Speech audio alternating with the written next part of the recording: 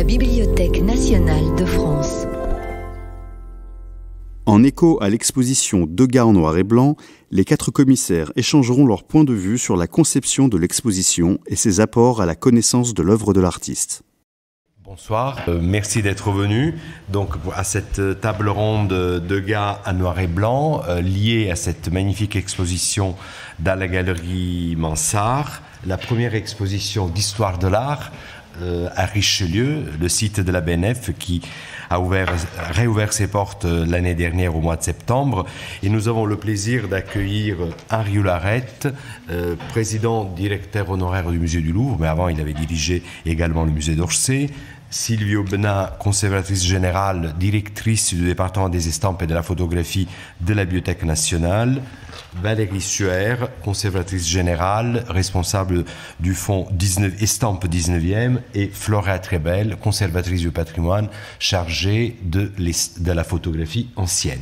Donc on va, sous forme de table ronde, je vais poser quelques questions aux membres de cette table.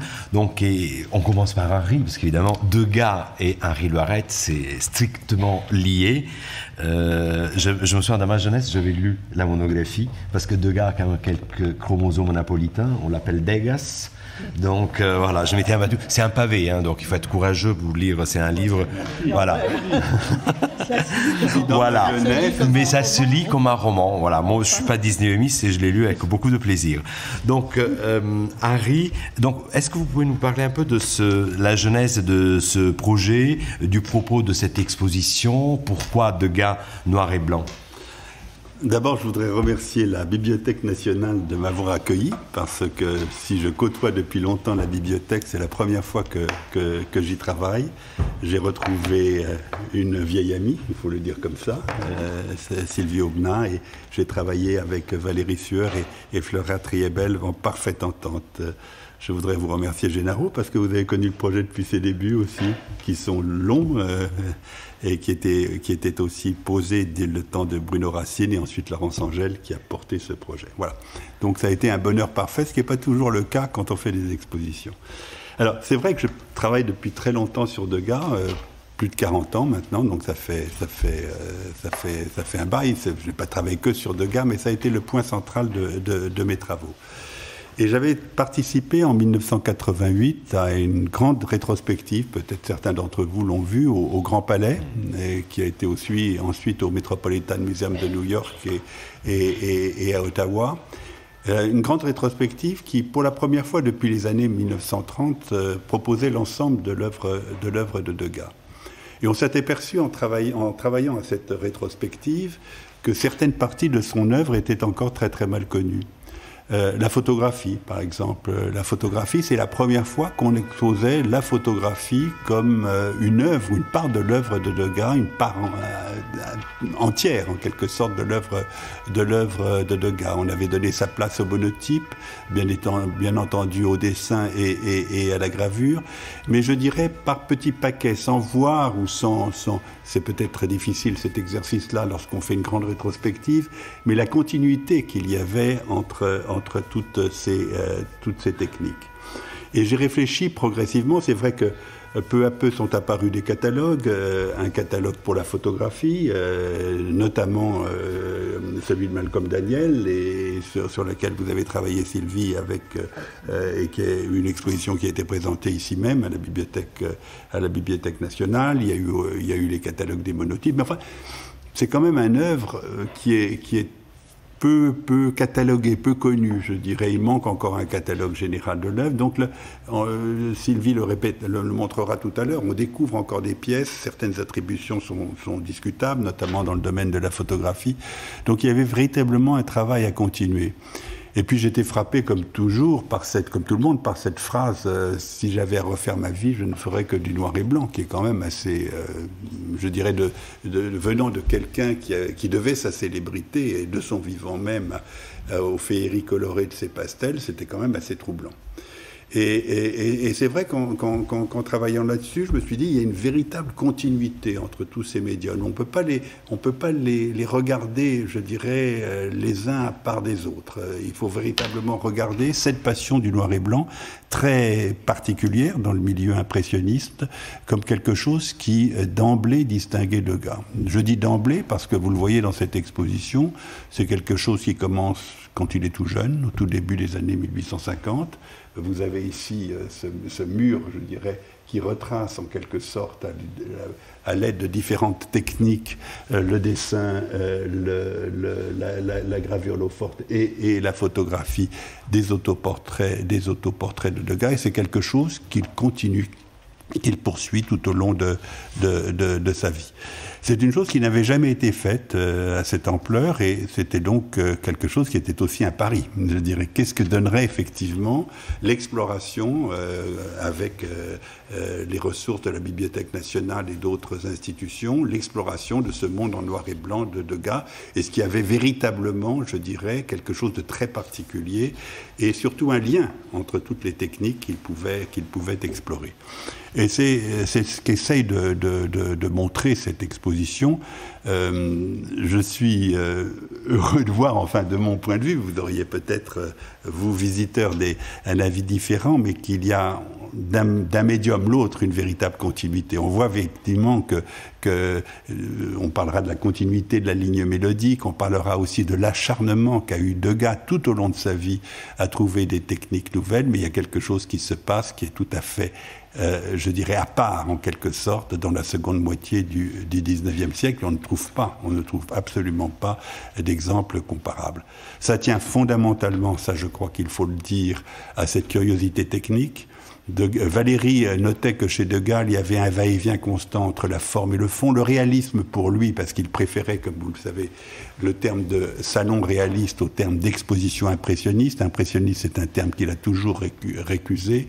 Le réalisme, c'était pour lui non pas seulement, je dirais, les sujets de la vie quotidienne, c'était avant tout l'adéquation entre le médium et le sujet lui-même. C'est-à-dire Degas a toujours cherché, et on y reviendra en passant en revue un certain nombre d'œuvres de cette exposition, une adéquation parfaite, à toujours chercher les mots, en quelque sorte, les mots justes pour le dire. Et plus profondément, de mon point de vue, on le voit sur cet autoportrait, on le voit sur les images qu'il donne de lui-même. Il y a le reflet d'un moi ténébreux. Degas est toujours représenté comme il se représente ici, avec ce geste de la main qui, disait-il, traduit l'hésitation de ma pensée. C'est toujours représenté en noir et blanc. Il ne s'est jamais représenté en artiste, c'est toujours un sévère bourgeois, en quelque sorte, qui se décide ou qui pose devant l'objectif. C'est une chose qui avait terriblement frappé Valéry. Et Valéry, à la fin de sa vie, reprenant la figure de Degas, pensant effectivement à M. Test, l'exemple et d'autres exemples, dira, et ça rejoindra ce que nous dirons plus tard sur la question des monotypes, Ovid, peinture sur ténèbres. Le fond, c'est la nuit. C'est-à-dire que Degas peint, en quelque sorte, sur un fond nocturne. Très bien. Et c'est vrai que quand on pense à Degas, on pense bien sûr à Orsay, les grands musées américains. Sylvie, pourquoi cette exposition à la BNF ? Eh bien, nous allons le montrer en prenant quelques exemples. Pourquoi cette exposition à la Bibliothèque nationale ? Parce que la Bibliothèque nationale a un département d'estampes qui est devenu un département d'estampes et de photographie, dans son titre depuis les années 70, mais la photographie dès son origine a toujours fait partie des collections.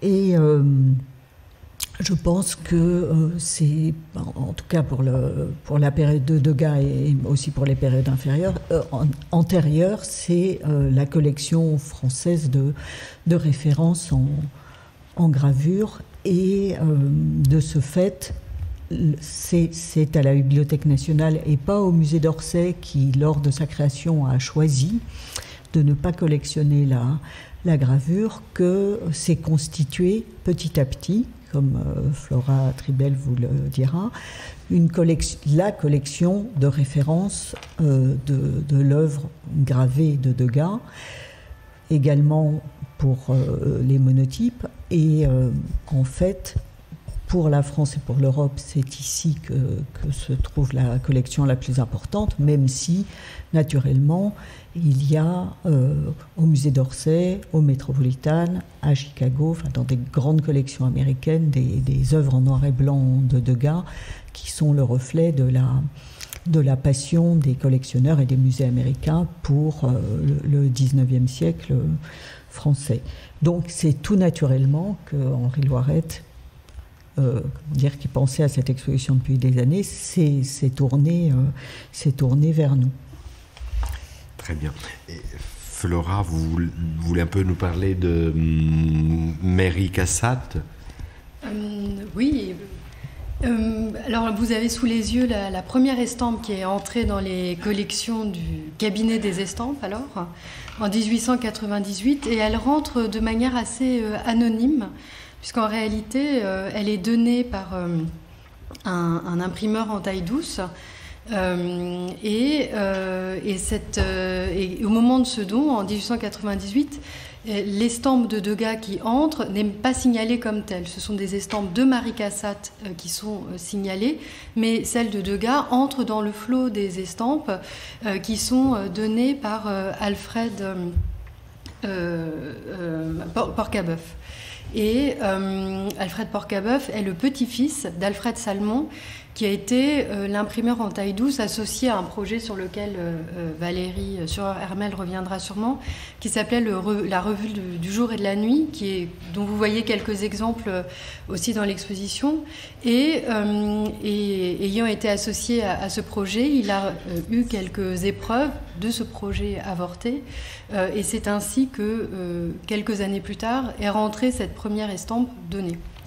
On a ensuite eu la chance d'avoir au département un conservateur absolument éminent qui s'appelle Paul-André Lemoine, qui entre au tout début du XXe siècle au cabinet des estampes et qui a développé une véritable passion pour l'étude de l'œuvre de Degas, qu'il a rencontré chez ses amis les Rouard, et auquel il a consacré dès 1912 un ouvrage, et il est en 1949 celui qui a publié le premier catalogue raisonné de l'œuvre peinte de Degas.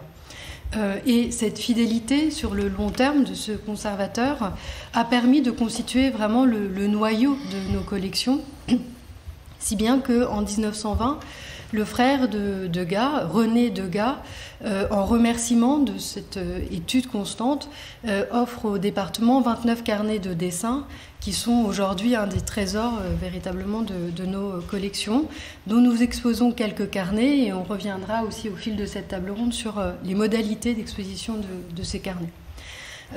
Ces collections continuent de s'enrichir dans les années 1920, 1930, et aussi par l'acquisition d'une partie de la collection d'estampes d'Alexis Rouard, achetée et donnée en partie par Henri Rouard, son fils. On a découvert ça en lisant les carnets du directeur du département en 1942, qui est alors Jean Larand, qui explique de manière assez étonnante la constitution de cette collection. Il explique que Degas remettait une épreuve de chacune de ses estampes à Alexis Rouard, et Alexis Rouard, Degas le sachant, prévoyait de remettre l'ensemble de sa collection d'estampes de Degas à la Bibliothèque nationale. Ça ne s'est pas fait finalement, mais ce qui explique que la collection finalement du cabinet d'estampes devenu département d'estampes se soit constituée relativement tard, et ça met encore plus en avant, disons, la perspicacité et puis la ténacité de Paul-André Lemoine pour la constitution de cet ensemble. Peut-être que je vous repasse la parole, Sylvie, pour évoquer les acquisitions plus récentes, notamment les albums à Lévy. Oui, alors ces albums à Lévy ont pu être achetés en 2020, à un moment où on avait déjà bien avancé sur le projet de l'exposition. Parmi toutes les techniques autour du noir et blanc que Degas a exploré, avec sa manière à la fois très méthodique, très obsessionnelle et aussi un peu, iconoclaste au sens où il ne s'intéresse pas à la manière classique d'utiliser une technique. Il en a un usage très, très personnel. Donc la photographie a été pour lui une obsession pendant 2 ans, en 1895-1896, et son œuvre photographique, puisqu'on peut parler d'œuvre photographique aujourd'hui sans crainte. Je reprendrai l'expression de l'ancien conservateur du département de photographie du MoMA à New York, à qui on demandait cette question classique on posait cette question classique un peu bête, est-ce que la photographie est un art? Auquel il répondait très intelligemment, oui, quand elle est pratiquée par un artiste. Comme on pourrait le dire de tous les médiums. Et donc les photographies de Degas étant produites par un artiste sont donc à considérer évidemment. Et elles, un peu comme ces monotypes et une partie de ces gravures, ce sont des œuvres qui sont découvertes plutôt après sa mort. Ce ne sont pas des œuvres qu'il a revendiquées de son vivant. Il les a certes exposées dans la petite échoppe de son tireur Tassé dans le quartier de la Nouvelle-Athènes, mais elles ont surtout été considérées à partir des années 1970-80, dans un grand mouvement de découverte, de redécouverte ou de reconsidération de toute la photographie du XIXe siècle. Donc, on a été repéré ces albums ont été repérés ces albums par Antoine Terrasse, le premier auteur d'un petit livre sur Degas et la photographie dans les années 80, et il les a repérés chez qui? Les descendants de Ludovic Halévy, qui les avaient très bien conservés, et en particulier Claude Nabokov, qui était la petite fille ou l'arrière-petite-fille. La petite fille de Daniel. La petite fille de Daniel Halévy, qui figure sur ces photographies et qui les tenait elle-même de sa mère, qui figure comme très petite fille sur certaines des images, et Claude Nabokov, à qui on peut rendre hommage. Elle est décédée peu de temps après cette acquisition par la Bibliothèque nationale, avait vraiment à cœur que ces albums rejoignent nos collections, parce qu'elle est la première, je pense, à avoir pensé à les montrer à un historien de l'art comme Terrasse, puis à Henri Loirette, et puis à nous, et à avoir compris que c'était une part importante de son œuvre. Voilà, donc on a pu acquérir ces albums, et il y avait aussi des photographies de Degas qui ont été données par René Degas, et puis le musée d'Orsay dans les années 80, et en particulier la conservatrice Françoise Elbrun avait aussi fait un travail très patient et méthodique d'acquisition de photographies de Degas. Et puis des monotypes. 2 monotypes, donc acquis très très récemment. Ils ont failli ne pas être dans l'exposition, parce que jusqu'en décembre 2022, au département des estampes, on avait 8 monotypes de Degas, dont un très beau qui est un torse de femme que vous avez dû voir dans l'exposition. Et sur le marché de l'art parisien, sur un marchand d'estampes, sont apparus 2 monotypes totalement inédits. Alors non seulement c'est étonnant cette coïncidence de voir apparaître des monotypes sur le marché alors même qu'on est à la fin de la préparation de cette exposition, mais le fait qu'ils soient inédits l'était encore plus. En fait, ils n'étaient pas décrits dans aucun des catalogues raisonnés qui ont été consacrés aux monotypes de Degas. Donc c'était une véritable découverte, et on a été très heureux de pouvoir les acquérir tous les 2. Donc vous les avez là sous les yeux en décembre 2022. À gauche, une scène nocturne. On a mis pudiquement ce titre de scène nocturne parce qu'en fait, c'est assez difficile d'identifier le sujet. C'est une scène évidemment prise de nuit avec un éclairage artificiel sur la gauche, des frondaisons sans doute, en tout cas des arbres à droite, et puis des personnages groupés, on ne sait pas très bien ce qu'ils font. Et à droite, un autre monotype d'un format plus important, au pied d'un arbre qui représente donc un tronc important, et au pied de cet arbre, un personnage sans doute assis en train de dessiner sur le motif. Il a posé son canotier à côté de lui.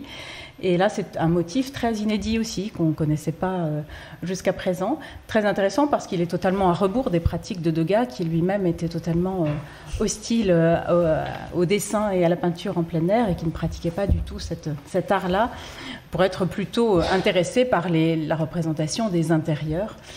Voilà, donc 2 acquisitions notables qui sont mises en avant dans notre exposition et dans le catalogue qui ont pu l'être juste à temps. Merci, c'est intéressant parce qu'effectivement, une collection est telle si elle est vivante. Donc effectivement... Comme directrice du département, je pense que personne ne me contredira. Et c'est vraiment passionnant parce que si on prend les dates, bien sûr, les carnets de Degas sont l'une des gloires de la bibliothèque, mais 1920... 2020, 2022, donc c'est vraiment cet échelonnement, donc effectivement ça montre la vitalité, parce que c'est vraiment une collection morte, il n'y a rien de pire, donc une collection est intéressante si elle est vivante, et donc effectivement entre ce que Flora vient de nous dire, Sylvie et puis Valérie, vous avez pu remarquer tout au long de la fin du 19e jusqu'à l'année dernière, donc effectivement ça montre, et c'est vraiment important, une institution doit continuer sous toutes les formes, si vous avez des dégâts chez vous, on est prêt à les prendre.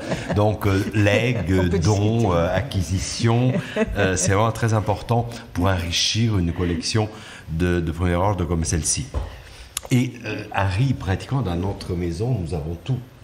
Donc, à la Bibliothèque nationale, nous avons tout, d'après ce qu'on a vu. Pourquoi il était aussi nécessaire de demander des prêts dans d'autres institutions, bien sûr, prestigieuses, comme le Met, le musée Picasso, etc.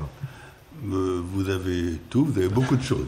Vous avez beaucoup de choses, mais Sylvie l'a déjà mentionné, notamment pour la photographie, mais pas seulement pour la photographie. Il y a de très belles collections ailleurs, en particulier au musée d'Orsay. Le musée d'Orsay, j'étais déjà au musée d'Orsay à ce moment-là, dans les années 80, lorsqu'il a constitué ou, je dirais, assemblé un certain nombre d'œuvres et de techniques autour du noyau originel de ses collections, s'est intéressé à la photographie et a acheté de très belles épreuves de Degas. Et là aussi, la politique s'est poursuivie longtemps. Le musée d'Orsay avait déjà dans ses collections de très grands dessins, et il y en a un certain nombre qui sont dans l'exposition. Il avait aussi des monotypes, et là aussi c'était des choses qui étaient déjà depuis très très longtemps dans les collections. Il y a d'autres collections importantes en France qui sont la collection de l'INHA, la collection Doucet, et là aussi nous avons eu très beaux prêts. Il faut remercier la collection Doucet de ces prêts parce qu'ils sont véritablement importants. Mais en dehors de ces 3 institutions, on a fait des emprunts au musée du Havre, par exemple, qui a reçu un très beau don très récemment, le don de la collection Seine, où il y a de très beaux dessins que nous avons pu exposer. Il se trouvait que malgré la richesse de ces collections nationales, je dirais, toutes réunies, il y avait un certain nombre de choses qui manquaient, plutôt thématiquement, je dirais. C'est le cas de ces... Alors, c'était intéressant, d'une part, de pouvoir, ça, Valérie, vous pouvez en dire un mot, comparer certains états des gravures. C'est le cas, par exemple, ici. Voilà. Parce qu'en fait, l'approche de graveur de Degas est vraiment très particulière. C'est quelqu'un qui s'intéresse à la progression du travail de son estampe, aux états successifs, et qui s'intéresse également à l'épreuve, c'est-à-dire il différencie chaque épreuve au moment de l'ancrage et du tirage. Et donc les épreuves sont toutes différentes. On n'est pas face à un multiple strict où on aurait des états et des épreuves strictement identiques d'une institution à l'autre. D'où la nécessité de comparer les épreuves que nous avons au département des estampes avec d'autres épreuves différentes dans d'autres institutions. Et ça, on a pu le faire de manière très particulière ici, sur place, à l'INHA, avec la bibliothèque de l'INHA, de l'Institut national d'histoire de l'art, puisqu'on est dans des locaux voisins. Et donc, on a pu comparer nos épreuves de Degas avec les leurs. Comme le disait Henri Loiret, ils ont un très très beau fond réuni par Jacques Doucet. Ils ont des épreuves différentes des nôtres, parfois des états que nous n'avons pas. Donc on a systématiquement choisi soit les meilleures épreuves, soit des épreuves qui manquaient à notre démonstration. Et donc là, vous avez un exemple. Vous avez à droite notre épreuve et à gauche l'épreuve de la bibliothèque de l'INHA. L'épreuve de la bibliothèque de l'INHA est une épreuve plus classique, plus essuyée, alors que celle de droite est ce qu'on appelle une épreuve monotypée, c'est-à-dire que Degas a joué avec l'ancrage. Il a laissé volontairement un voile d'encre sur sa plaque au moment du tirage pour suggérer ce clair-obscur très puissant en essuyant beaucoup plus franchement autour des globes lumineux, cet éclairage artificiel qu'il voulait mettre en valeur dans cette scène qui est prise dans un café-concert de la promenade des Champs-Élysées qui s'appelle Les Ambassadeurs. Donc voilà ici un très bon exemple de cette mise en regard de deux épreuves différentes d'une même plaque. Autre exemple un peu similaire avec une des plaques mythiques de l'œuvre de Degas graveur, qui est Marie Cassatt au Louvre, qu'il a décliné en 20 états successifs. Nous n'en avions que 3. Et donc on en a emprunté un complémentaire à l'INHA pour faire cette belle démonstration d'une déclinaison d'états successifs. Pour cette plaque qui a été conçue au moment du projet de la revue dont a parlé Flora tout à l'heure, Le jour et la nuit. On a aussi pu constituer des décimètres comme celle-ci qui déclinent une série en fait de lithographies. Donc là, on n'est pas dans une déclinaison d'états successifs, mais plutôt de tirages différents, de pierres différentes autour d'un même motif, qui est celui du nu féminin à sa toilette. On est en 1891, Degas décide de faire cette série de nus lithographiés avec des pierres différentes et donc c'est rare de les voir présentées comme ça toutes les unes à côté des autres. Elles sont pas tout à fait similaires, la pose est presque identique mais pas tout à fait et donc on voit toute cette succession avec les différences et les points communs grâce aux emprunts qu'on a pu faire notamment aussi à la bibliothèque de l'INHA. Alors là, dans cette même veine, il s'agit de montrer ces monotypes à fond noir et de les décliner avec aussi plusieurs collections de l'INHA, du Metropolitan Museum de New York, du musée d'Orsay. Ce sont toutes des femmes saisies dans l'intimité de leur toilette, dans des postures différentes. Elles sont soit au bain, soit en train de se coiffer, soit en mettant leur bas. Ce sont des monotypes faits selon la technique dite à fond sombre, c'est-à-dire qu'en fait, Degas pose de l'encre noire sur sa plaque et vient ensuite chercher les lumières, chercher les blancs par enlevage de matière. Et donc c'est assez saisissant de les voir comme ça, les uns à côté des autres. Et là, pour cela, pour notre démonstration, les prêts d'autres institutions étaient absolument essentiels. C'est vrai, pardon Valérie, que cette confrontation nous a permis de relever des choses que nous n'avions pas notées, notamment le papier, je pense important, du papier quelquefois très blanc, quelquefois plus ivoire ou plus jaune. On voit effectivement, ou d'un grain différent, comme ce qui est le cas pour l'œuvre qui est ici à droite. Donc c'est l'utilité aussi, je dirais, de juxtaposer des œuvres qui n'ont jamais été vues ensemble. Alors, quelquefois, on a dû faire appel à des collections étrangères. C'est le cas du Metropolitan Museum de New York, pour des thèmes que nous n'avions pas dans les collections françaises.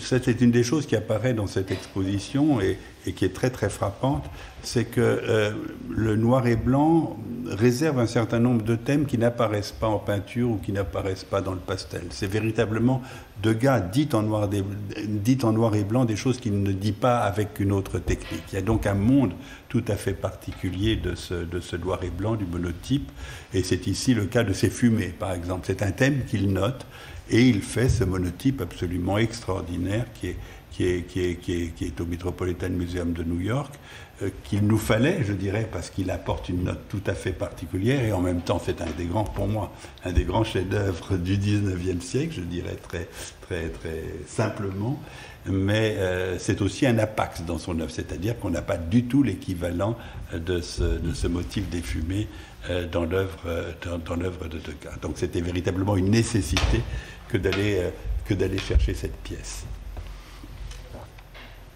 Et ça, alors il y a des surprises quelquefois. Vous avez ce grand format qui, si vous l'avez vu l'exposition, vous avez peut-être frappé. C'est un grand tableau qui est au Musée des Arts Décoratifs et qu'on finalement n'a jamais vu à Paris. Enfin, je ne pense pas. Enfin, moi, je le connaissais bien évidemment. C'est extraordinaire par son format, extraordinaire par la technique. C'est un fusain sur toile. C'est donc très, très, très, très particulier, je dirais. C'est aussi extraordinaire par le motif, je dirais, parce que pour la première fois, ces femmes, comme le rappelait Valérie, qui sont saisies dans leur intimité, mais dans une loge, dans une pièce, etc., fermées, se retrouvent en plein air. Et je dirais par l'ampleur de l'œuvre, par sa spécificité technique, je crois que Degas fait ses grandes baigneuses. Il a regardé Cézanne, certainement. Il avait une grande admiration pour Cézanne. Il avait des œuvres de Cézanne dans sa collection. On y reviendra sur la collection de Degas. Et sortir des pièces comme ça, qui n'ont jamais été vues pratiquement, c'est aussi, je dirais, un des devoirs et un des plaisirs de cette exposition. Alors on a parlé tout à l'heure, de manière assez rapide, du monotype du buste de femme qu'on conserve au département des Estampes. Vous le voyez à droite, c'est un monotype tiré avec de l'encre brune. Et on a voulu le mettre en rapport avec cette sculpture prêtée par le musée d'Orsay, qui dialogue parfaitement bien aussi avec les lithographies qui sont de l'autre côté et avec les monotypes également.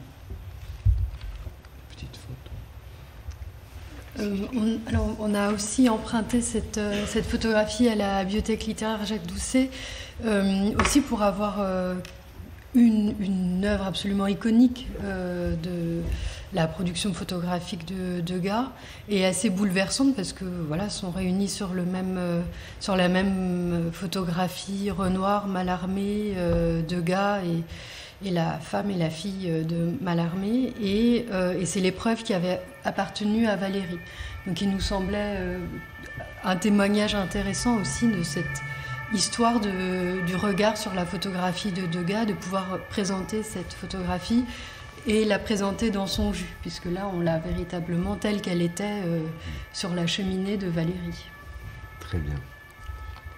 Donc non, mais c'est vrai que la comparaison, c'est quelque chose de fondamental dans l'histoire de l'art, mais elle est encore plus dans les arts graphiques, parce qu'effectivement, cette exposition permet, il fallait presque écrire le catalogue après, parce qu'effectivement, le nombre de considérations que vous pouvez faire en mettant côte à côte des œuvres, justement c'est des monotypes en plus, donc effectivement, pour l'importance, je prêche convaincu, mais l'importance d'avoir des expos sur les arts graphiques, parce que c'est des choses qu'on ne voit jamais.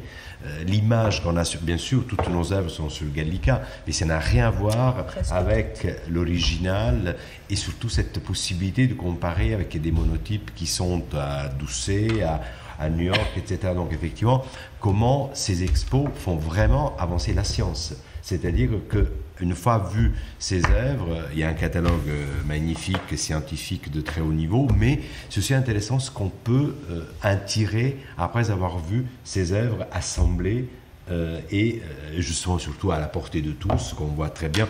Donc vraiment les expos d'art graphique, certes, sont un peu plus de niche parce qu'il faut être... Mais il y a quand même un public d'amateurs, de spécialistes, et vraiment, ça rend vraiment service. Et comment une expo, ça peut faire avancer l'histoire de l'art. Je reviens vers vous, Henri, parce que vous avez utilisé une très jolie expression tout à l'heure, et dans le catalogue aussi. Vous avez parlé de cette ligne mélodique du noir et blanc dans l'œuvre de Degas. Comment vous avez rendu perceptible cette ligne mélodique dans le parcours d'exposition ? On a essayé, vous le voyez sur le plan, et grâce au scénographe, d'avoir un parcours très fluide, je dirais, de ne jamais se refermer et de glisser, je dirais, d'un espace l'autre, d'une technique l'autre, pour bien montrer effectivement cette continuité. Si je vous engage par exemple à vous mettre entre la grande série de monotypes sur fond noir et les photographies, et pour moi on voit immédiatement, mais c'est un peu ce que vous disiez, Gennaro, tout d'un coup effectivement la validité de cette exposition. On est bien dans le même monde. On est bien dans le même monde, ces fonds noirs, l'éclairage des lampes, la disposition des figures, tout cela effectivement correspond parfaitement. Donc je dirais cette souplesse en quelque sorte de l'accrochage, qui épouse aussi cette magnifique galerie. Il ne s'agit pas de créer des casemates en quelque sorte qui masquent l'admirable décor, était nécessaire avec un grand pupitre fuyant que vous voyez ici pour des œuvres qui sont quelquefois des œuvres plus documentaires. Enfin, tout cela était parfaitement satisfaisant pour nous. Oui, parce qu'effectivement, même aucun catalogue peut rendre cette notion de série. C'est ça qui est important oui. aussi. Si on revient, par exemple, on peut revenir sur la lithographie, par exemple, voilà, c'est ce dont parlait Valérie, c'est lithographie de 1891. Ce qui est intéressant, c'est ce que nous avons fait, c'est-à-dire de signaler le début, en quelque sorte, de cette série quelques années plus tôt, enfin bien des années plus tôt, en 1865, lorsque, avec le dessin que vous voyez mal là sur l'écran, mais qui est à gauche, Degas travaille à scène de guerre au Moyen-Âge. Et vous verrez que c'est exactement le même motif qui réapparaît des années passées avec un médium totalement différent. Et ça, je crois que c'est véritablement quelque chose de constant dans l'œuvre de Degas. Il disait d'ailleurs, on a en rêve la mémoire. C'est toujours un art de la mémoire et des souvenirs. Il y a tout d'un coup des motifs qui ressurgissent, qui étaient apparus des années auparavant. Il était important pour nous de le montrer, et auquel il donne une nouvelle vie avec l'usage de médiums nouveaux, je dirais, parce qu'il y a vous savez, il y a cette très belle phrase de Pissarro, Degas qui va de l'avant sans cesse. C'est une phrase que je cite toujours parce qu'elle dit exactement ce qu'était Degas. Degas qui va de l'avant sans cesse. Vous avez des artistes, je pense à Manet, puisqu'on confronte à Degas au musée d'Orsay, qui vont de tableau en tableau. C'est-à-dire, ils font des œuvres qui sont des œuvres admirables, mais closes, d'une certaine façon. Avec Degas, et c'est ce que montre cette exposition, ce que nous avons voulu montrer, c'est un œuvre complètement ouvert. Il y a un glissement constant, je dirais, d'une technique l'autre, d'un thème l'autre. Il garde dans son atelier, il reprend, il n'a jamais fini, je dirais. Il est toujours, en quelque sorte, en quête d'une expression inusitée, de mots nouveaux. Et ça, je crois que c'est fondamental. C'est aussi ce que montre cette exposition. Il le montre d'une certaine façon parce qu'il pense en noir et blanc. Il pense, je dirais, c'est quelque chose de très frappant. On le verra par exemple en regardant les carnets. Il pense en noir et blanc. Et quand les couleurs, il les note, il les écrit. Il met la mer couleur d'eau de sardine. Il ne la reproduit pas en quelque sorte. Il note les couleurs. Et ça, je crois que tout ça doit être perceptible dans cette exposition.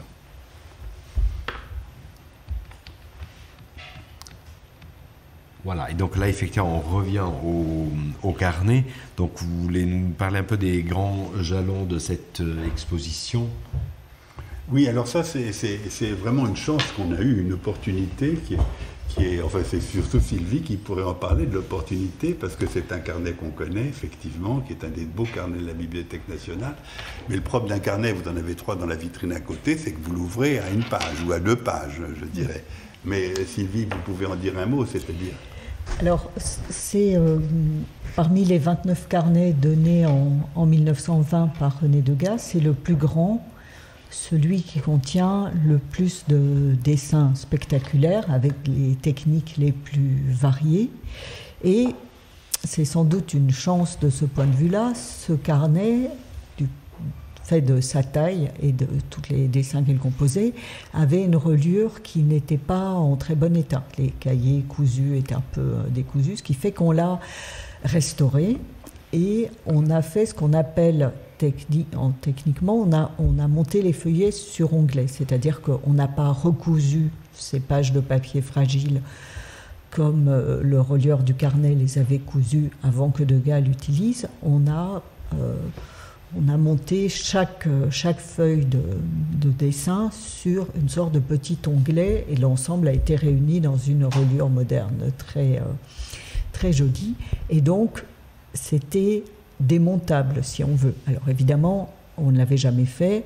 C'est pas quelque chose qu'on ferait tous les jours parce que monter et démonter ces papiers, c'est fragile. Mais on s'est dit que si on devait le faire un jour, c'était pour ce projet-là et que c'était vraiment important de pouvoir mettre au mur ces pages de carnet pour une fois et de les confronter les unes aux autres, surtout que si vous les avez vus, c'est un grand carnet, ce sont des grands dessins et que c'est vraiment très, très spectaculaire. Et ce qui est le plus frappant, c'est de voir comment au sein d'un même carnet, il aborde une gamme d'expressions et de techniques aussi différentes. Et de thèmes. Et de thèmes aussi différents. Et on a l'impression, en les voyant tous au mur, de se trouver à l'intérieur de son cerveau et de sa manière d'aller de l'avant. Voilà. Donc, ce que vous voyez là, vous ne le reverrez jamais. Plus jamais. Ou presque jamais. Alors là, on aborde la deuxième section de l'exposition qui est consacrée aux années de passion dévorante de Degas pour l'Estampes, à un moment où il ne fait que ça. Il a une presse chez lui et il s'exerce, il expérimente nombre de techniques autour de l'eau forte, donc toutes les variations possibles autour de l'eau forte, l'aquatinte, le vernis mou, la pointe sèche, des choses beaucoup moins orthodoxes. Il détourne une plaque de daguerréotype, il cherche des manières de rendre des gris. Il fait tout ça avec ses amis Marie Cassatt et Camille Pissarro. Ils partagent ces mêmes centres d'intérêt dans son atelier. Donc on a confronté les œuvres de ses amis dans cette section. Pour les distinguer, on a, avec le scénographe, réfléchi à des moyens de distinguer les œuvres des uns et des autres. Et en fait, on a choisi des cadres différents pour les autres artistes. Ce que vous voyez sur le pupitre sont des œuvres de Pissarro encadrées en chêne clair, alors que les œuvres de Degas sont encadrées avec des cadres que Degas d'ailleurs avait dessinés lui-même, dont il avait dessiné les profils et qui ont été refaits selon les dessins de Degas. Donc dans cette section, on confronte plusieurs œuvres d'artistes, mais surtout, on essaye de rendre sensibles les techniques pratiquées par Degas en les rendant les plus compréhensibles possibles, ce qui n'est pas très facile pour le grand public, parce que les techniques de l'estampe sont souvent un peu rébarbatives. Pour cela, on a eu deux dispositifs scénographiques. D'une part, un glossaire qui est donc au mur, avec des agrandissements de chacune de ces techniques pour bien comprendre ce que sont ces techniques par comparaison. Ce glossaire se retrouve dans un petit livret qui est distribué à l'entrée de la visite de l'exposition et qui permet de l'avoir chez soi ensuite pour relire tout ça, et surtout accompagné d'un film. Et ça, c'est une des richesses de cette partie. Un film, on a demandé à un imprimeur graveur de faire à la fois un monotype et une aquatinte à la manière de Degas. Donc il a bien regardé les monotypes de Degas, ses aquatintes, et il en a refait exactement, enfin en tout cas de manière assez proche des méthodes de Degas. Donc tout ça rend les choses un peu plus compréhensibles, parce qu'on est bien conscient que Degas, l'estampe c'est déjà pas facile, mais Degas c'est encore plus compliqué, parce que Degas faisait un peu les choses à sa sauce, à sa manière, de manière très personnelle, très expérimentale. On parle de cuisine à propos de la manière dont il travaille, il note des recettes dans ses carnets, et tout ça n'est pas très facile à faire comprendre. Donc c'était un moyen d'être le plus didactique possible.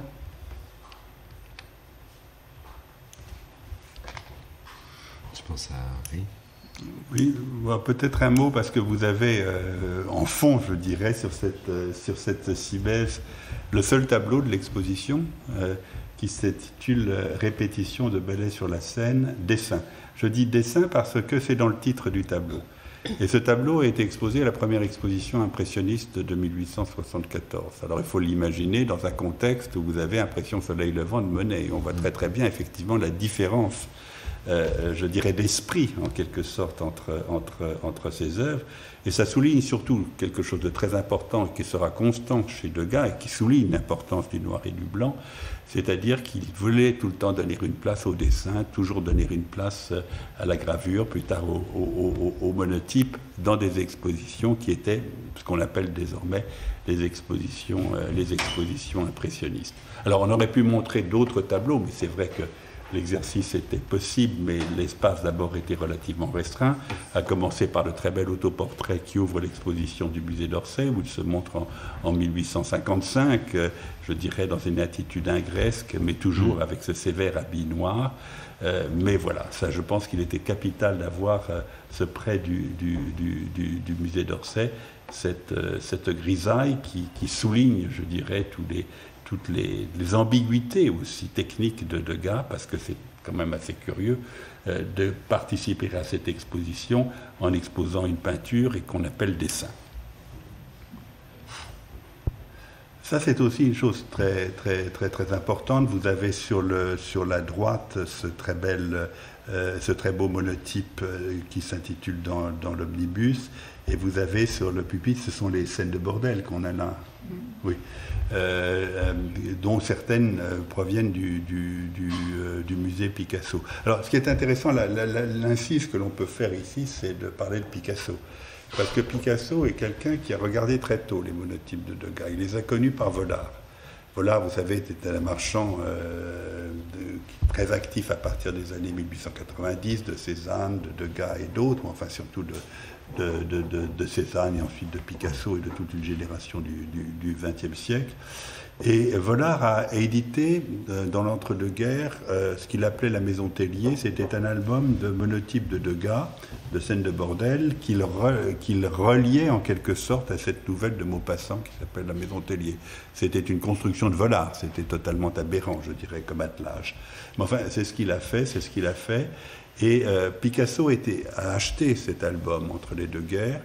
Et dans les années 1950, en 1958, par l'intermédiaire de quelqu'un qui s'appelait Douglas Cooper, Picasso a commencé à acheter des monotypes de Degas. Il en a acheté toute une série, il a complété ses acquisitions les années suivantes, et il a réuni, et c'est un des trésors de la collection de Picasso, qui malheureusement, pour des raisons techniques évidemment, n'est pas exposé en permanence au musée Picasso, donc ce sont des choses que l'on ne voit que rarement, et certainement un des trésors de la collection que Picasso a légué à l'État français.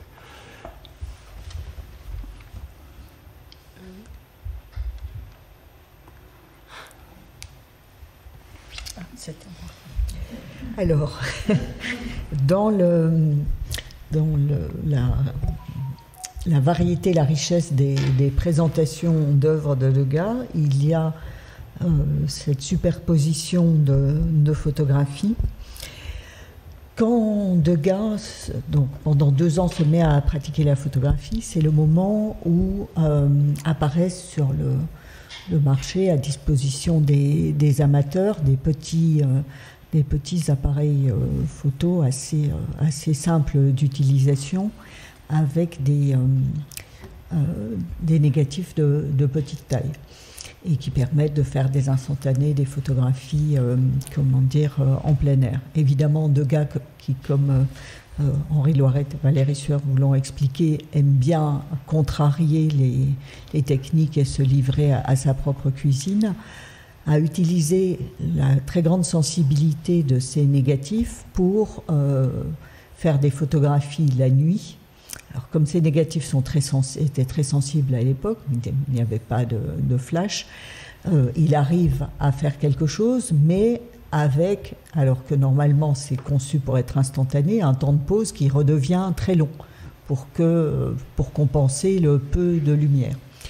Donc la majorité de son œuvre photographique consiste en portraits de ses amis qui l'obligeaient le plus souvent, après des dîners très agréables, à rester figé pendant un quart d'heure dans des fauteuils à la lumière des lampes, comme dit Degas, et comme disait Daniel Halévy, qui, jeune, a assisté à ces séances. Après le dîner plaisir venait le dîner, la partie contrainte de la soirée, où il fallait obéir à Degas, qui était très directif, et puis qui non seulement vous obligeait à poser pendant un quart d'heure, mais vous disposait dans une pose qui était une seconde contrainte, puisqu'il voulait que le bras soit comme ça, la tête comme ça. Enfin, voilà, il utilisait ses amis comme des sortes de mannequins d'atelier, et puis il réalisait ces portraits que vous avez là.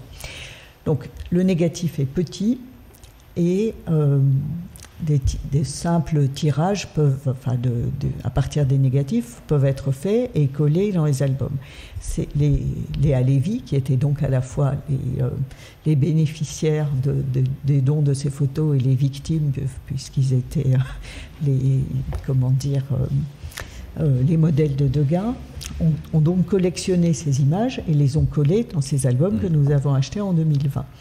Parallèlement, Degas, qui continuons à expérimenter la photographie, et pas seulement en utilisant en faisant ses prises de vue nocturnes, avait à côté de chez lui à Pigalle un marchand de matériel photographique et tireur qui s'appelait Tasset et à qui il demandait, parce que lui-même ne faisait pas, contrairement à ses gravures, ses monotypes ne faisait pas de tirage lui-même, il demandait à Tasset et à sa fille Delphine de faire des tirages plus grands avec un papier différent et des contrastes de noir et blanc plus poussés. Et je pense qu'il devait discuter très volontiers avec Delphine Tasset sur les contrastes de noir et blanc de ces tirages que vous voyez sur les Tissimèzes, alors que les pages des albums sont présentées sur les... Voilà, les cadrages sont un peu différents, les formats sont différents et les teintes sont différentes.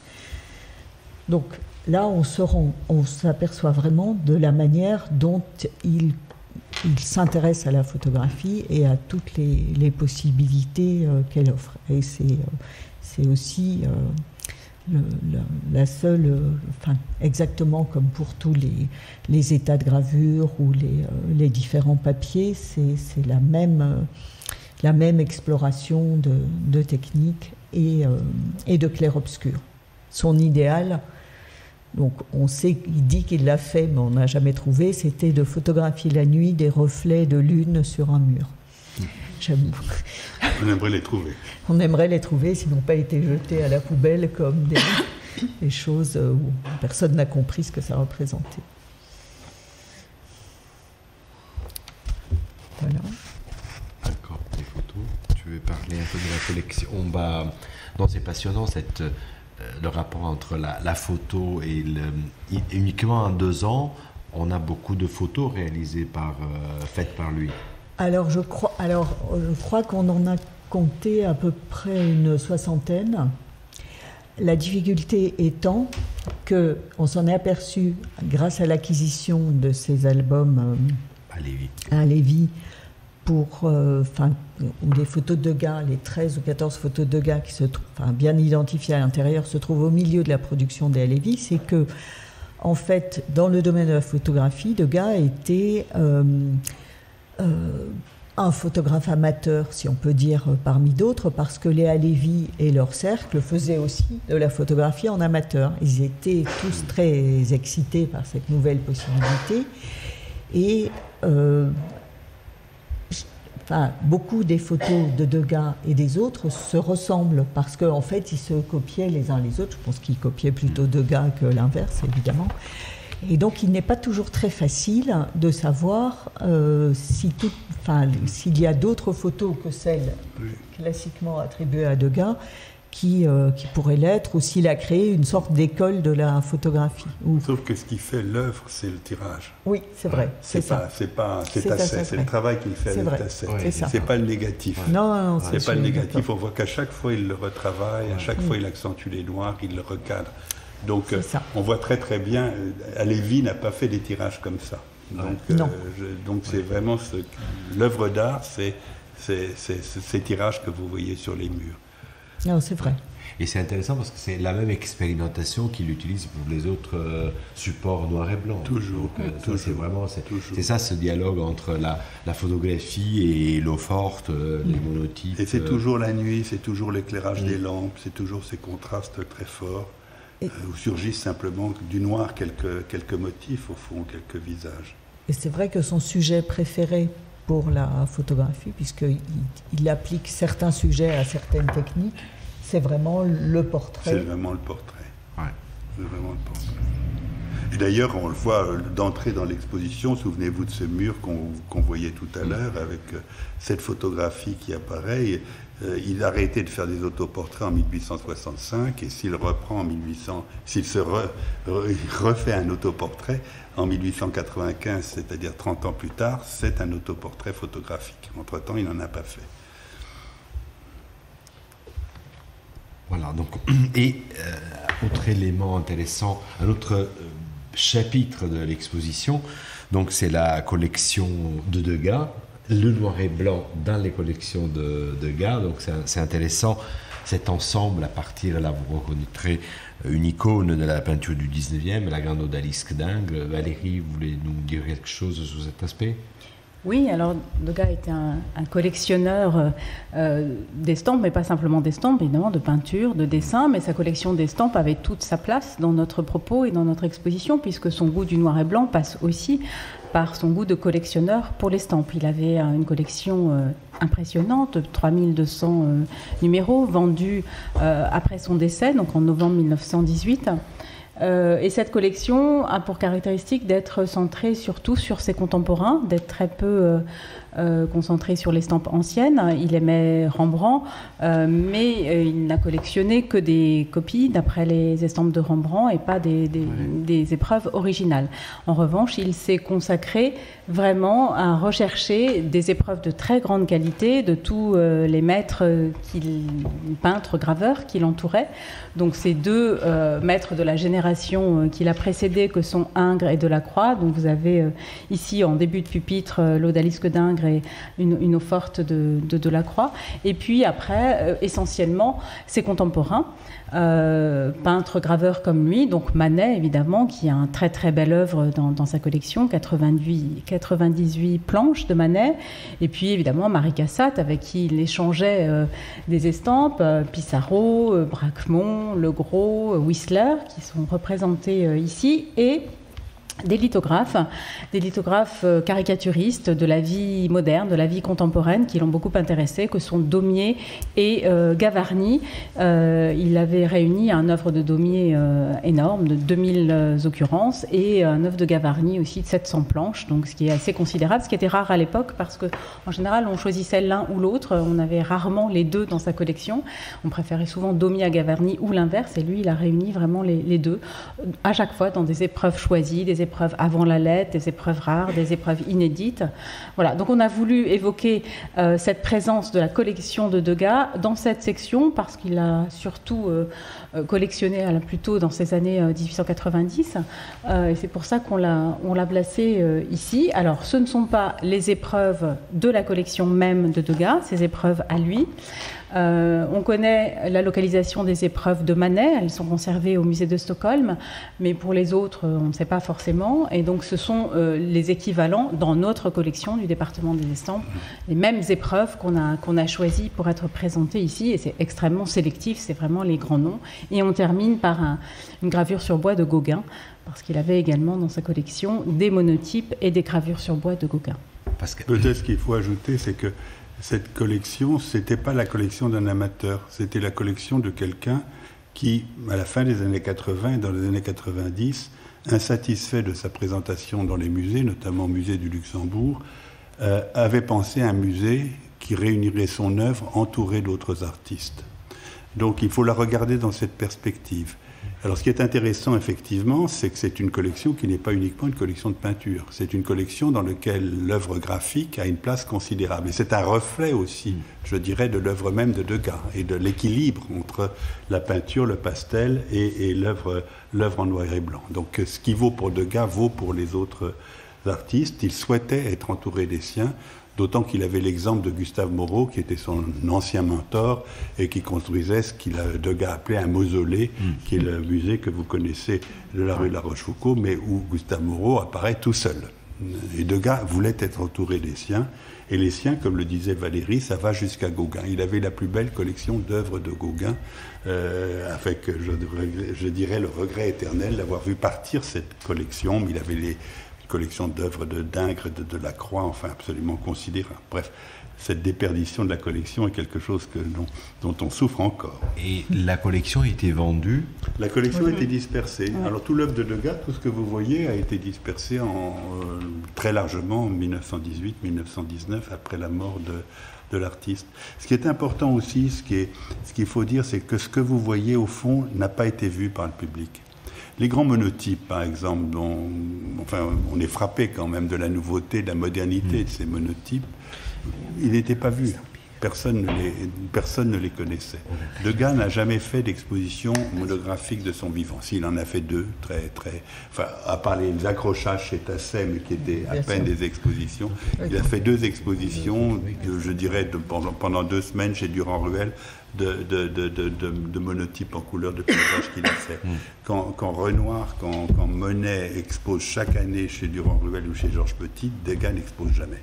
Ce qui fait qu'à partir de 1886, personne ne connaît son œuvre. Tout d'un coup apparaissent des œuvres, évidemment, chez un marchand, mais je dirais que la nouveauté de cette œuvre, et l'exemple de Picasso le montre, n'a été appréciée, n'a été comprise, n'a été digérée d'une certaine façon que très avant dans le XXe siècle. Après, en tout cas, les dispersions, la mort de l'artiste et les dispersions de l'atelier. Donc il y a quelque chose de très spécifique, en quelque sorte, dans la fortune critique de Degas. C'est quelqu'un qui, de son temps, n'a pas eu le retentissement qu'il aurait dû avoir.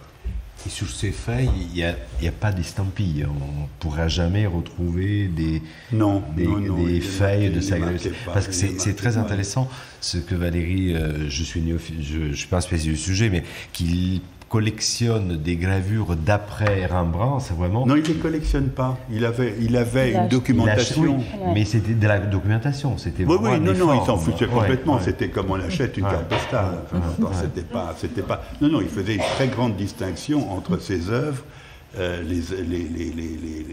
voilà, celles que mentionnait Valérie, Gavarni, Daumier, etc., qu'il traitait comme des œuvres, et puis ce qui lui avait servi comme jeune étudiant, il a acheté effectivement des reproductions de Rembrandt, mais c'était en aucun cas sur le même pied. Très bien. Et en guise de conclusion de notre table ronde, mais c'est aussi en guise comme épilogue de l'exposition, pourquoi Picasso ?